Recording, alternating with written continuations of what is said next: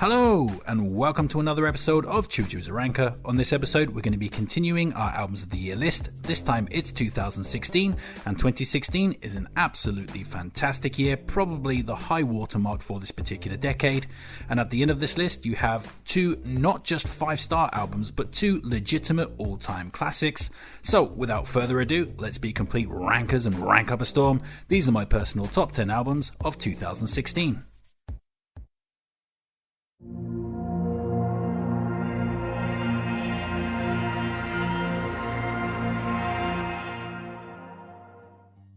So we're going to be kicking off this list with Puberty 2, which was the 4th album by Mitski, and on this you can expect more super charming, slightly off-kilter, spiky lo-fi garage rock, and here Mitski is skewing in a slightly more accessible direction than her previous record, providing more in the way of immediate pop hooks whilst also still retaining her bare and honest lyrical sensibilities.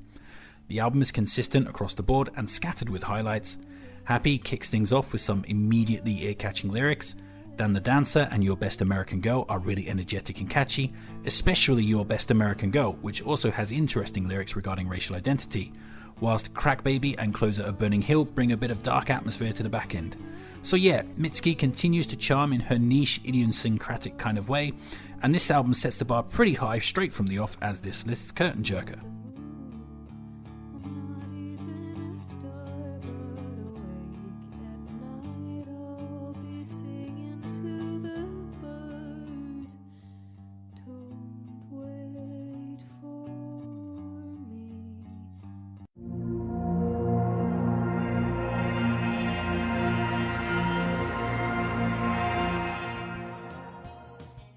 Next up we have Human Ceremony, which was the debut album by Sunflower Bean, and on this record you have lots of early 90s style jangle and shoegaze with elements of 1960s psychedelia, and the guitars on this record are actually pretty great. It's kind of like a mix between Peter Buck and John Squire with lots of arpeggiated and chiming riffs.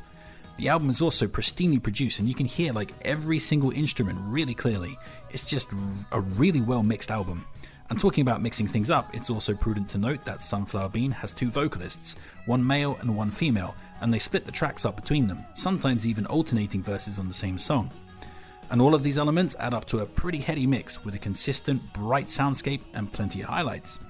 Easier said and this kind of feeling have wonderful John Squire style guitar trills all over them, whilst album centerpiece, I Was Home, features fantastic building instrumental sections and hooky vocal lines. The record also hits a nice stride on its flip side, where the more laid-back cuts come out to play. Tracks like the atmospheric I Want You to Give Me Enough Time and Oh I Just Don't Know, and also the epic finale of Space Exploration Disaster really bring the album to a satisfying conclusion. So yeah, if a bit of Rolling Stones-esque 1960s rock or 90s jangle and shoegaze sounds appealing, then Sunflower Bean might well be up your alley.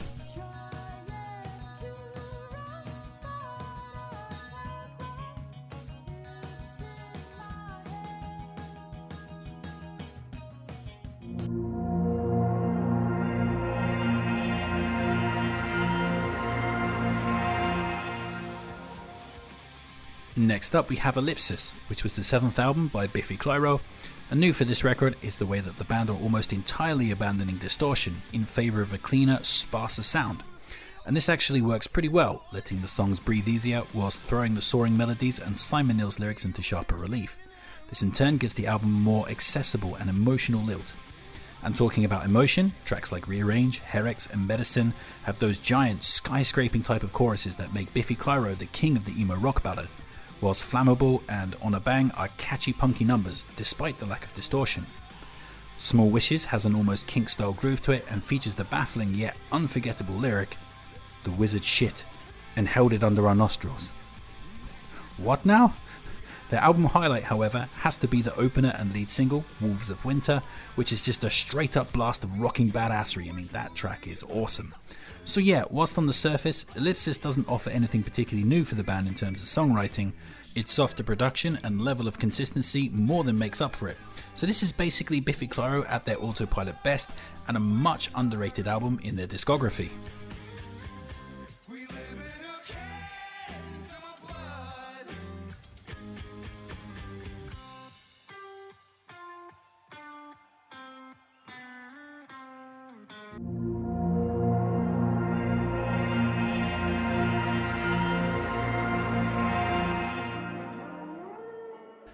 Next up, we have My Woman by guitar-based singer-songwriter Angel Olsen, which was her third LP, and on this you have a very singer-songwritery set with some old country and dream pop leanings, anchored by Olsen's commandingly beautiful voice.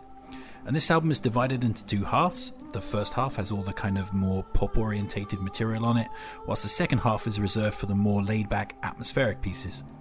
Highlights on the pop side of the fence include You'll Never Be Mine and Not Gonna Kill You, which has some great vocal hooks and old country and folk rock energy to them. But it's the second half that really elevates this album to the next level. Heart-Shaped Face is a beautiful waltz-time ballad with a languorous sepia atmosphere. Sister is a 7.5 minute relaxed epic which features some really awesome blues guitar work that just immediately pricks up the ears. And the remaining tracks, Those Were the Days, Woman and Pops, are pretty much perfect with a hazy, kind of drank too much whiskey, half asleep kind of vibe, which is pretty cool. So yeah, this is a really cool record with a relaxing bluesy vibe. Great stuff from Angel Olsen here.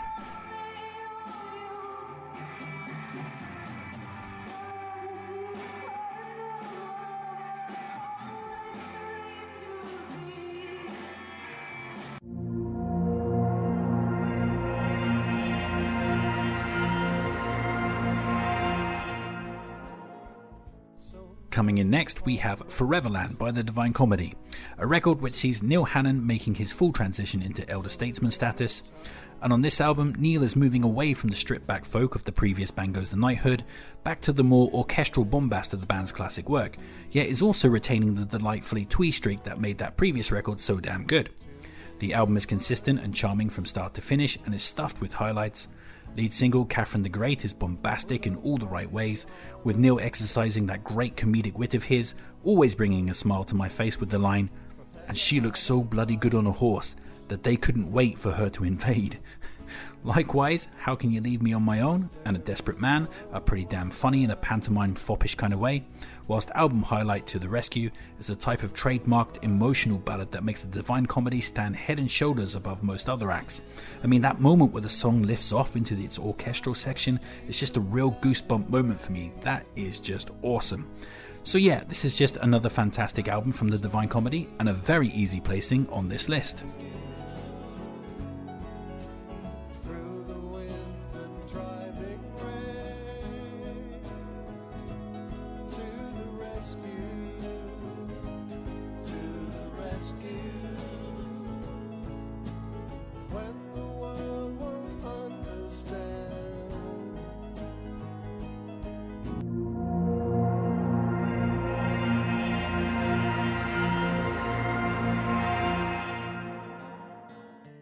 So we're going to be kicking off the top 5 with A Painting of a Panic Attack, which was the 5th and final album by indie rock icons Frightened Rabbit.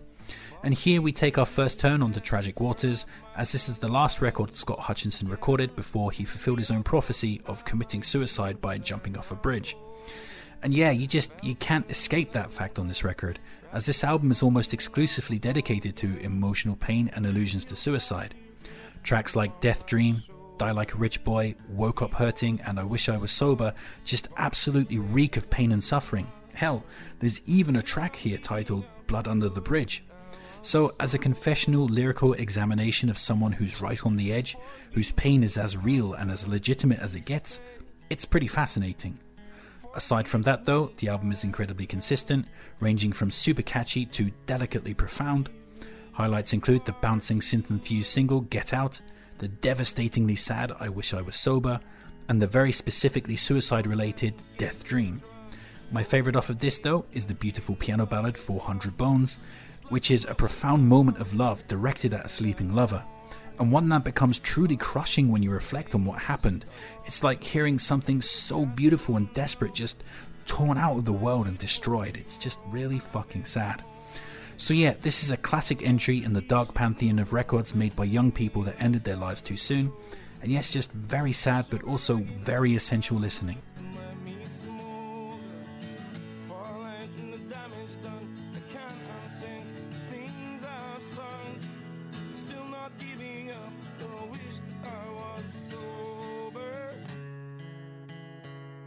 Forgive me, I can't speak straight.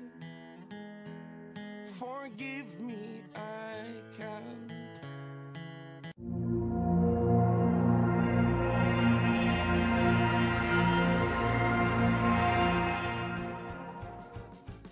Next up, we have Do Hollywood, which was the debut album by 1960s revival act The Lemon Twigs. And actually, I don't think that quite does it justice, as this record legitimately sounds like it was actually recorded in the 60s. The production is absolutely perfect. I mean, the track Baby Baby has bass on it that sounds like it's just been lifted straight off a Beatles record. Plus you can hear lots of little mistakes and crackles, so yeah, it's just a really wonderful sonic experience. And in general style, you can expect lots of kind of Beatles style 1960s rock, chamber pop with psychedelic flourishes, detours into 1970s funk, and an occasionally complex prog rock style musical break. It's a fantastic mix, and one guaranteed to delight fans of music from that era. And there's plenty of highlights too. I Want to Prove to You has elements of pre-Beatles pop, going all Roy Orbison and Del Shannon on your ass. Those Days Is Coming Soon channels the Kinks with Twee Abandon, whilst High and Low is a super catchy pop banger with a constantly pivoting structure. Frank and a Great Snake end the record with an epic twist, Frank with his obfuscating keyboards and trumpets, and a Great Snake with his jumping jack flash style guitars and tasteful Genesis style synths. My favourite off of this though is Harumata, with its awesome time-changing keyboard riffs. It's pretty damn impressive. So yeah, this is a fantastic and consistent debut album from the Lemon Twigs, and essential listening for fans of 1960s music.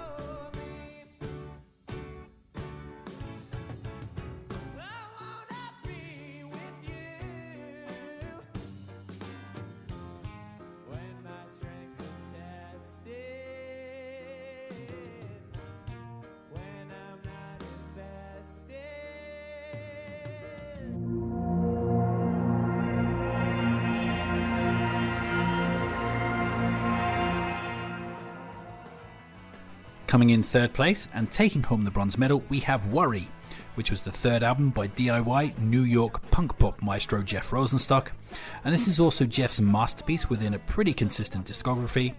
And here you can expect lots of righteously catchy punk songs, often played at about 110 miles per hour, framed by Rosenstock's fantastic emotionally salient lyrics.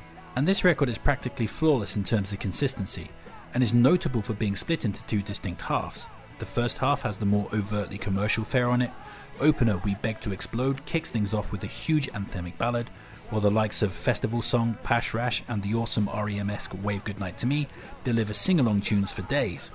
It's an amazing first half, but just when you think it can't get any better, the album hurtles off into God mode, as the last 9 tracks of the 17 are stitched together into a kind of punk pop version of Supper's Ready by Genesis.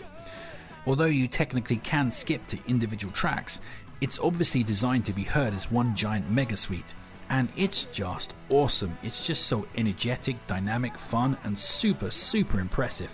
I mean, to pick highlights seems counterproductive, but my favourite parts would be Planet Luxury for its insane speed, or Hellhole, which goes into boozy sing-along ballad territory. So yeah, Worry is about as perfect as this genre of music gets, and the ending suite is so damn impressive that if you like rock music, it's just something you absolutely need to check out. I mean, seriously, just drop what you're doing and go listen to it. It is awesome.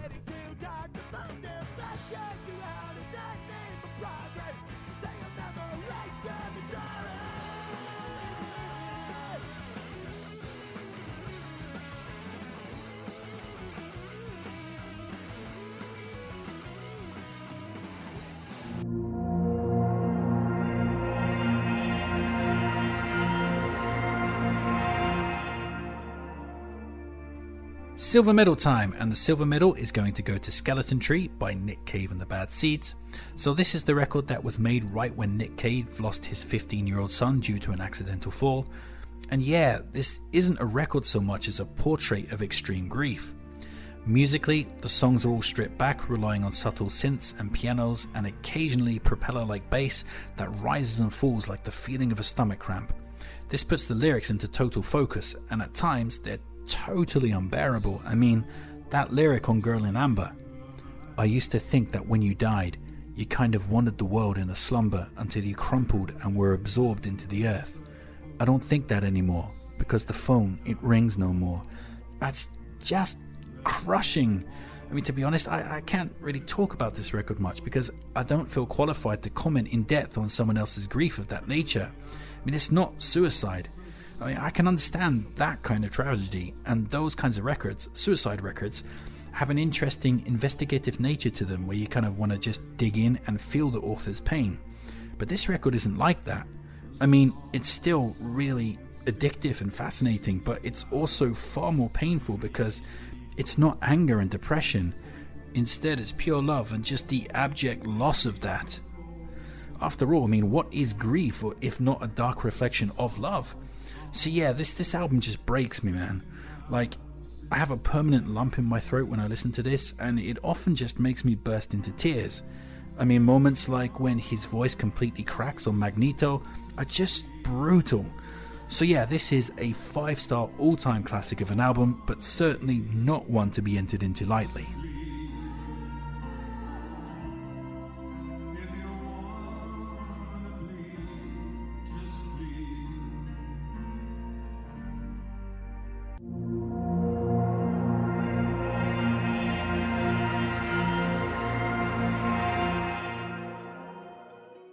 So here we are at the top of the mountain, and the gold medal for 2016 is going to go to Black Star by David Bowie.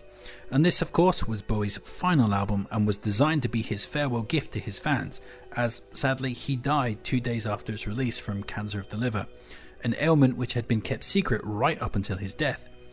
And this record has like a cool, experimental and obviously dark vibe to it, but also with an irresistibly jazzy undertow that just elevates things beyond misery to something absolutely joyous. The album is basically one giant 40-minute highlight. Opening 10-minute epic Black Star is just absolutely amazing with its eastern swells and the odd kind of semi-funk and R&B groove of the second half. 'Tis a Pity She Was a Whore has a great jazzy rhythmic quality about it, and even when facing death, Bowie remembers to bring his sense of humour to the table with lyrics like, "She punched me like a dude. Save your backhands, I cried. 'Tis a pity she was a whore." Lazarus has a cool, brooding post-punk vibe to it, with jazz trumpets wafting in and out of the background, while Sue, or In a Season of Crime, and Girl Loves Me have delightfully experimental soundscapes with some interesting subtleties that further the dark yet ethereal atmosphere of the record.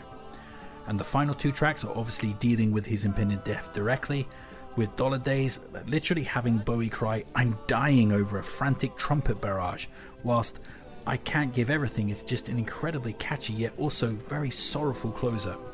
So yeah, despite his final claim of not being able to give everything, it seems that David Bowie did in fact give everything to us, and this is just a 5-star classic to rank up there with his very best work, and an easy pick for the best album of 2016. And that's it, that's my 2016 list. But that might not be your list. Please sound off in the comments section and tell me all the classic records that I've missed. Like, share, subscribe and all that other kind of YouTube jazz. Make sure to check back for my 2017 list. Take care of yourself, but most importantly, just keep on ranking.